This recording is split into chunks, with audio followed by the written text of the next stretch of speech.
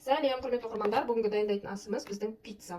Мен бір дайындаған тестімнан, қамырымнан 4 немесе 5 пицца шығады. Ал кеттік ендеше. Барлық заттарды біз дайындап алдық. Ең бірінші салатын бұл дрожжымыз, шекер, тұз салдық.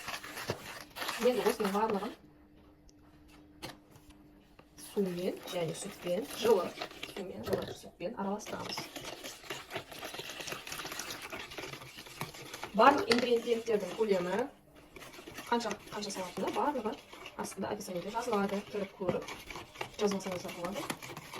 Барлығын араластырып, дрожжымыз езілгеннен кейін әбден араластыруға тырысайық. Және ұн саламыз. Ұнды да бас кезде әрине пеншікпен болған дұрыс. Содан кейін қамыр, жұмсақ қамыр илейміз. Жоғарыда айтып өткендей, бұл жасаған қамырымыздан кем дегенде 4 немесе 5 пицца дайын болады. Біздің бүгінгі жоспардағы пиццаларымыздың екеуін маргарита, екеуін пепперони жасаймыз деп жоспарладық. Мен бұл өздеріңіздің қалауларыңызша алып жіберіп, әдемі жұп-жұмсақ қамыр илейміз.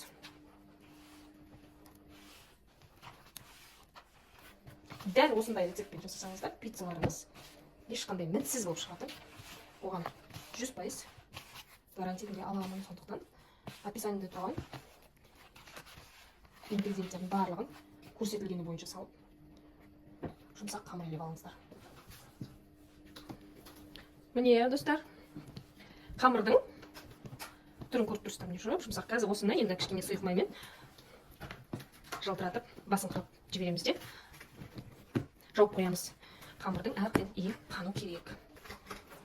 Міне, достар, қамырымыз керемет болып шықты. Әбден иін қандырып, бетін жауып қоямыз. Бұны жарты сағатқа тастаймыз. Ал тестіміз дайын. Осыны әдемілеп 4 бөлікке бөлейік. Немесе 5 бөлікке де бөлуге болады. Таза 5 пицца да бұдан шығады.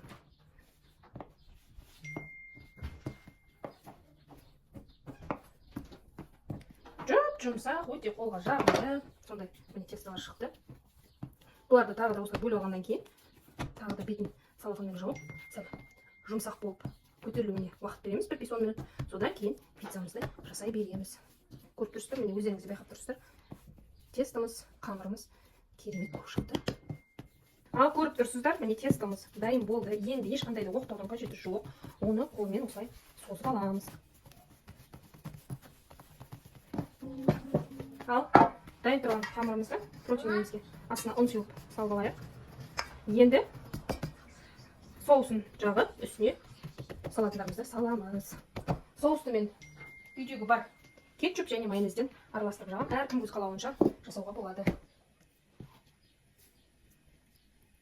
Тегіс жағып аламыз. Шеттеріне қатты жеткізбесеңіз де болады. Пиццаңыз дәмді шығу үшін пиццаны көп мөлшерде пешке ұстап қоюға болмайды. Қатты қызған пеште 5-7 минут ұстасаңыз, соның өзі жеткілікті. Майонезіміздің үстіне кетчуп жағылайық, және олардың барлығын араластырып шығамыз. Енді бізде бірінші маргарита пиццасын жасаймыз. Соған байланысты сырымызды төсеп аламыз бірінші. Сырымызды төсеп алдық. Андай сыр, мындай сыр демейміз. Әркім өз қалауынша помидорларымызды етеп салып, әдемі салып шықсақ болады. Осы күйінде қызып тұрған пешке, жоғарғы қызулы пешке салып 5-7 минут пісіріп аламыз. Так, менде 2 пицца маргарита болды, яғни тек помидор, сыр.